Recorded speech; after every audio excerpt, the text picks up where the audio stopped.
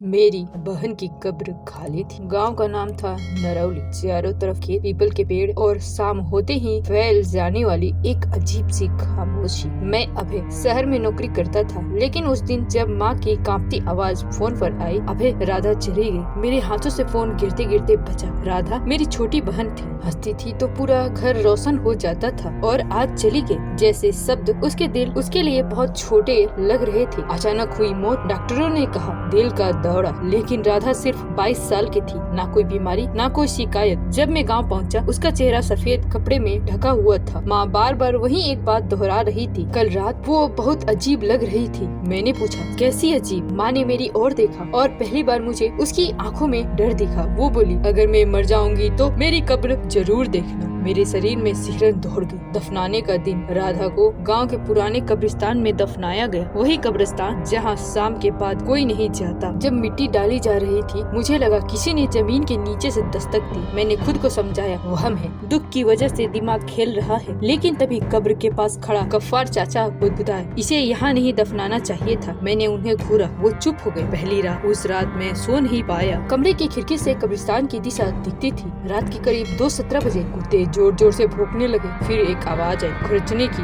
मिट्टी हटाने की। मेरे रोंगटे खड़े हो गए। मैंने खिड़की खोली, कब्रिस्तान की तरफ देखा और मुझे लगा किसी ने सफेद कपड़े में ढका हुआ शरीर कब्र से बाहर बैठा है। मैंने आंखें मली, वहाँ कुछ नहीं था। सुबह होते ही मैं सीधे कब्रिस्तान पहुँचा। दिल तेज धड़क रहा था। जब कब्र के पास पहुँचा, मेरे पैर जमीन से जम गए। कब्र की मिट्टी हिली हुई थी, जैसे किसी ने अंदर से धक्का दिया। मैंने गाँव के प्रधान को बुलाया। सब लोग इकट्ठा हुए। किसी ने कहा जानवर होंगे, लेकिन जब फावड़ा चला और मिट्टी हटाई गई तो जो देखा वो मैं जिंदगी भर नहीं भूल सकता। कब्र खाली था। हाँ, मेरी बहन का कब्र खाली था। ना लाश, ना कफन, ना कोई निशान, बस नीचे खुरचने के निशान। माँ बेहोश होकर गिर पड़ी। गांव में अफवाह फैल गई, राधा मरी नहीं थी, वो वापस आ गई है या फिर उसे कोई ले गया है। लेकिन मुझे याद आ रही थी उसकी आखिरी बात, अगर मैं मर जाऊं तो मेरी कब्र जरूर देखना। और तभी मेरे मोबाइल पर एक अनजान नंबर से मैसेज आया, भैया ठंड बहुत है, मुझे बाहर निकालो। मेरे हाथ कांपने लगे, क्योंकि वो नंबर राधा का था। मोबाइल मेरे हाथ में था, स्क्रीन पे वही शब्द चमक रहे थे, भैया ठंड बहुत है, मुझे बाहर निकालो। मैंने नंबर देखा, वही नंबर जिससे राधा मुझे हर रात गुड नाइट लिखा करती थी।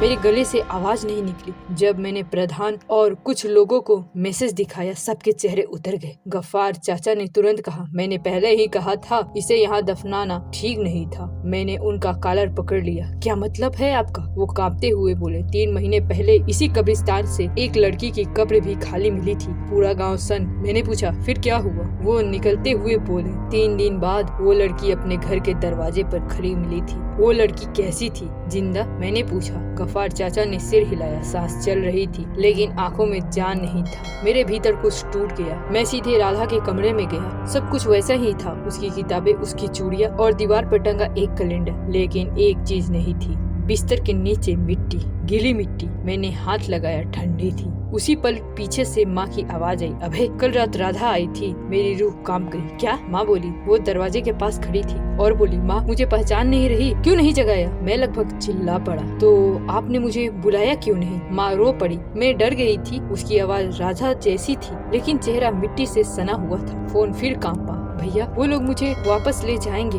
आज रात मत सोना। मेरे माथे पर पसीना। कौन लोग? मैंने टाइप किया। कुछ सेकंड बाद जवाब आया, जो कब्र के नीचे रहते हैं। मैंने तय कर लिया, आज रात में कब्रिस्तान जाऊंगा। गांव के 3 लड़के तैयार हुए, दीपक, मोहन और सलीम। हम रात 12 बजे पहुँचे। हवा ठंडी थी, पीपल के पत्ते बिना हवा हिल रहे थे। कब्रिस्तान में वो आवाज। जैसे ही हम राधा की कब्र के पास पहुँचे, मिट्टी के नीचे से आवाज आई। मोहन पीछे हट गया, भैया ये जिंदा है। और तभी एक हाथ मिट्टी के अंदर से बाहर निकला, सफेद नहीं, काला, नाखून लंबे, मिट्टी से भरे। दीपक चीख पड़ा, ये राधा नहीं है। और तभी पीछे से किसी ने मेरा नाम लिया, अभय। मैं पलटा। मेरे सामने राधा खड़ी थी, साफ कपड़े, बाल ठीक वैसे ही जैसे वो जिंदा थी। उसने मुस्कुराकर कहा, भैया कब्र में मैं नहीं हूँ। मेरे मुंह से सिर्फ एक सवाल निकला, तो फिर कब्र में कौन है? राधा की मुस्कान फैल गई और उसने कहा, वो जो मेरी जगह आया है। मैंने कांपती आवाज में पूछा, तू मरी कैसे थी राधा? उसकी आंखें पहली बार नीचे झुकी। मैं मरी नहीं थी भैया, मेरे कान सून हो गए। जिस रात मुझे दिल का दौरा बताया गया, उसी रात गांव के पुराने कुएं के पास उन्होंने मुझे पकड़ लिया था। कौन? उसने कब्रिस्तान की ओर देखा, जो मरते नहीं, बस शरीर बदलते रहते हैं। राधा बोली, कब्रिस्तान के नीचे एक जगह है जहाँ कुछ अधूरी आत्माएं रहती है, उन्हें जिंदा शरीर चाहिए। मेरे हाथ कांपने लगे। उन्होंने कहा, तू जिंदा रहेगी, लेकिन बदले में हमें एक शरीर देना होगा। किसका? मैंने पूछा। उसकी आवाज फुसफुसाहट बन गई। मेरा। मैं समझ गया। जो कब्र में था वो राधा का शरीर था, और जो मेरे सामने खड़ी थी वो राधा की यादें, उसकी आवाज, उसका चेहरा। ओढ़े कोई और था। माँ क्यों डर गई थी? राधा बोली, माँ ने मुझे पहचान लिया था, इसलिए मैं ज्यादा देर रुकी नहीं। तो अब क्यों आई हो? मैंने पूछा। उसकी आंखों में पहली बार डर था, क्योंकि सौदा अधूरा है भैया, उन्हें दूसरा शरीर चाहिए। मेरे सीने में बर्फ जम गया। किसका? राधा ने मेरी ओर देखा और बोली, तुम्हारा। उसी पल कब्र के अंदर से वो चीज पूरी तरह बाहर आ गई। काला सड़ा हुआ शरीर, आंखें नहीं थी, लेकिन वो हमें देख रहा था। गांव के लड़के भाग चुके थे, सिर्फ मैं और वो और राधा। मैं समझ गया, अगर मैंने इनकार किया तो वो माँ को लेंगी।